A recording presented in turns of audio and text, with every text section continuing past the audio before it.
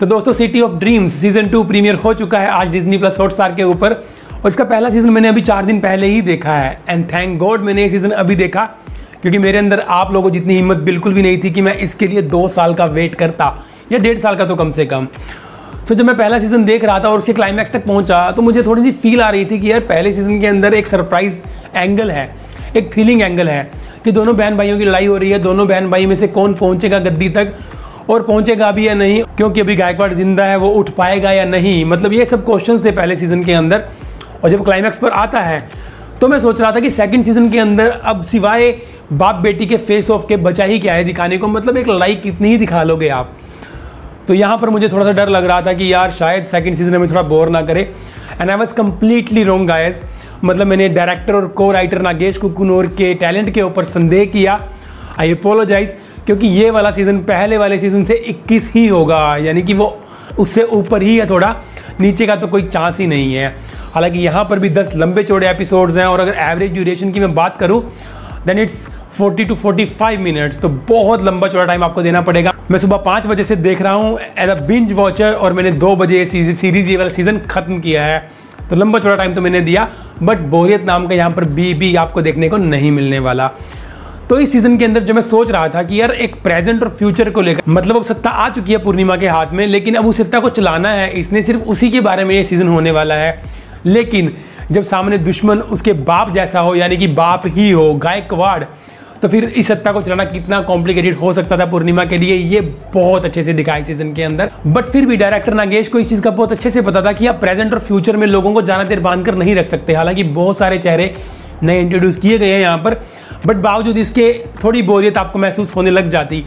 तो उन्होंने बहुत ही सही किया कि स्टोरी को पास में लेकर गए, स्टोरीज को पास में लेकर गए। आई वुड से स्टोरीज मैं इसलिए कह रहा हूँ क्योंकि हर एक कैरेक्टर का पास, हर एक कैरेक्टर की फ्लैशबैक यहाँ पर उन्होंने बहुत अच्छे से दिखाई है, और वहाँ से फ्यूचर की जड़ें और प्रेजेंट की जड़ें कैसे निकलती हैं और कैसे जुड़ती हैं, बहुत ही काबिल तारीफ बुना है स्टोरी को डायरेक्टर और को राइटर नागेश ने अपने को राइटर्स के साथ मिलकर।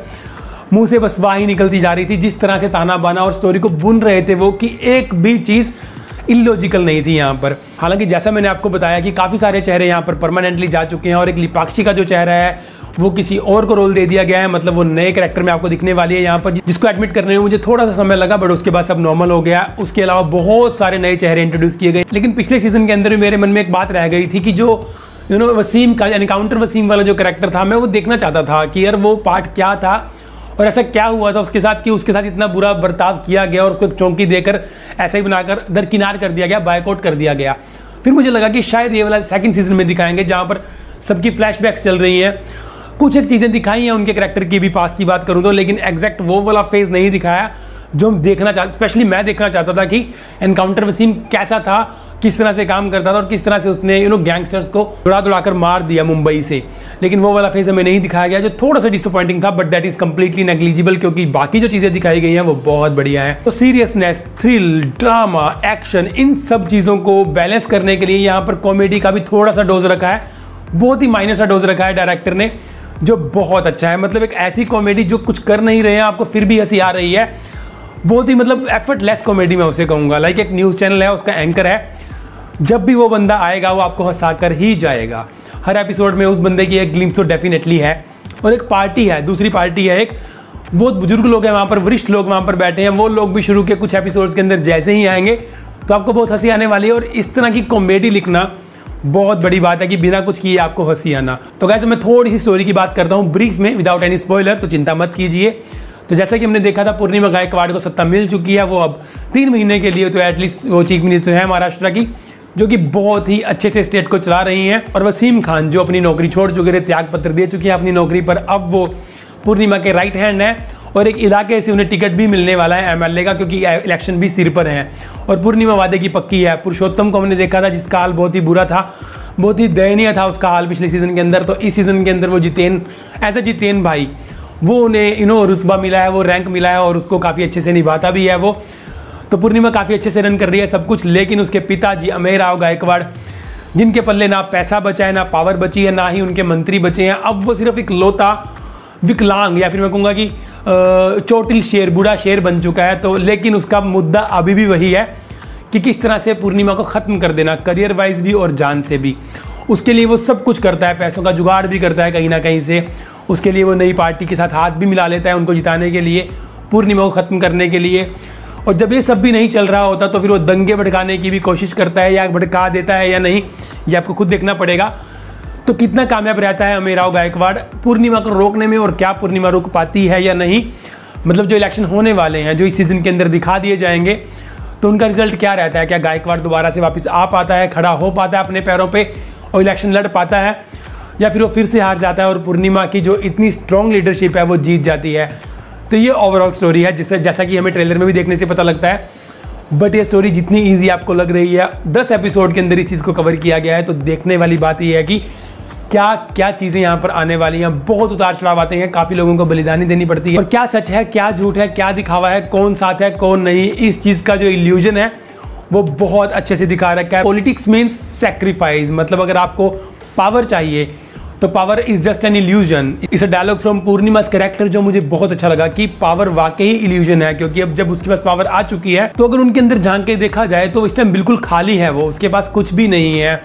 और फिर पावर में आने के बाद क्या क्या चीज़ें सेक्रीफाइस करनी पड़ती हैं आपको, ये सब भी दिखा रखा है। और एक्चुअली में पावर आपके पास नहीं होती है, जिन लोगों के पास में आपके राज छिपे हैं, आपके सीक्रेट्स हैं, पावर उन लोगों के पास में होती है, क्योंकि वो आपको कठपुतली की तरह नचा सकते हैं।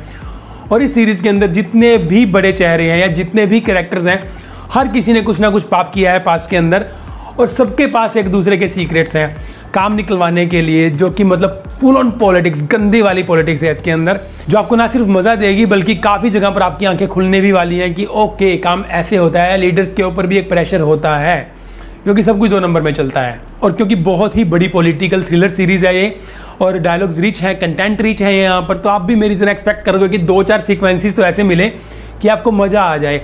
तो डेफिनेटली आपको यहाँ पर मिलने वाले हैं वो। एक जो मेरा फेवरेट सीक्वेंस रहा इस पूरी सीरीज़ का, जब पूर्णिमा और गायकवाड़ यानी कि उसके पिताजी दोनों आमने सामने आते हैं। मैं वेट कर रहा था ये कब दोनों आमने सामने आएंगे, फिर फाइनली वो दोनों आमने सामने आते हैं, और बहुत सारे राज से पर्दा उठता है कि आखिरकार जो अमेय राव गायकवाड़ है उन्होंने क्यों पार्शियलिटी की पूर्णिमा के साथ, और क्यों हमेशा आशीष को आगे रखा।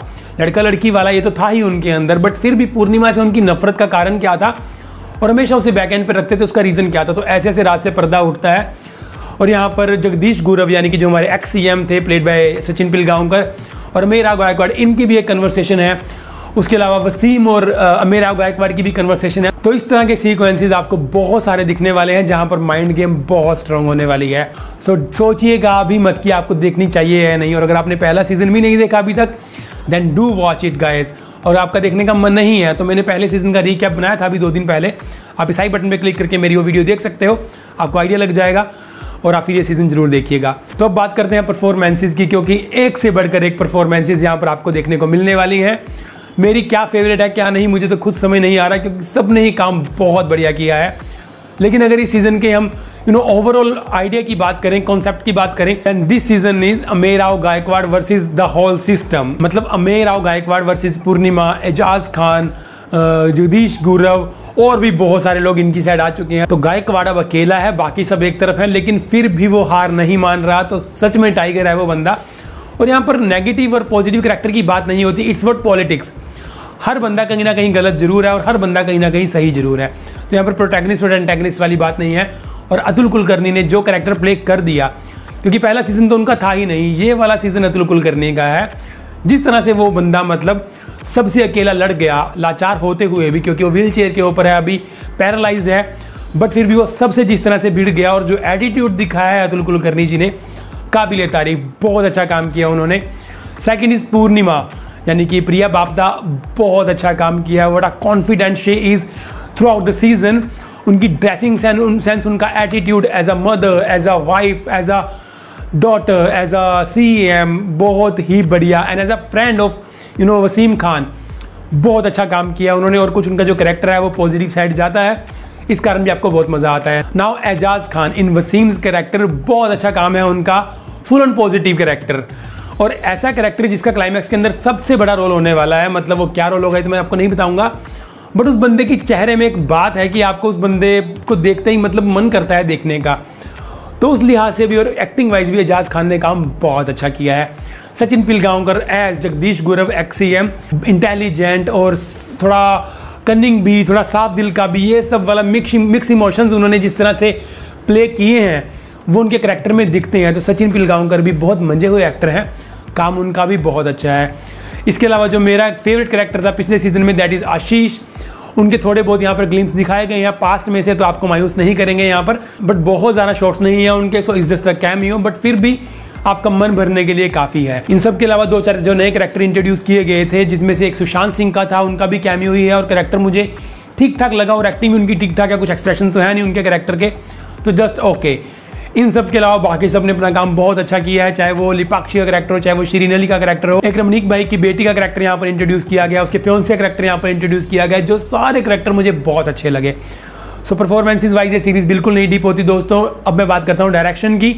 सो Nagesh Kukunoor, just take a bow man, what a director you are, what a director, कमाल कर दिया आपने। और मतलब मज़ा आ गया देखने में, इतना क्रिस्प, इतना क्रंच, इतना intriguing exciting political thriller drama. Hats off to you for this, hats off, बहुत ही बढ़िया। So guys now as my last word, city of dream season 2, अगर आपने पहला देखा है तो ना देखने का सवाल ही नहीं पैदा होता, लेकिन अगर नहीं देखा तो जरूर देखिएगा पहला सीजन, और ये वाला season highly recommended. But family के साथ आप नहीं देख पाओगे, क्योंकि यहाँ पर भी न्यूडिटी और सेक्सुअलिटी तो नहीं है, बट गालियाँ पहले सीजन से कम है, पर है जरूर, तो गालियाँ आपको काफ़ी ज़्यादा फेस करनी पड़ेंगी।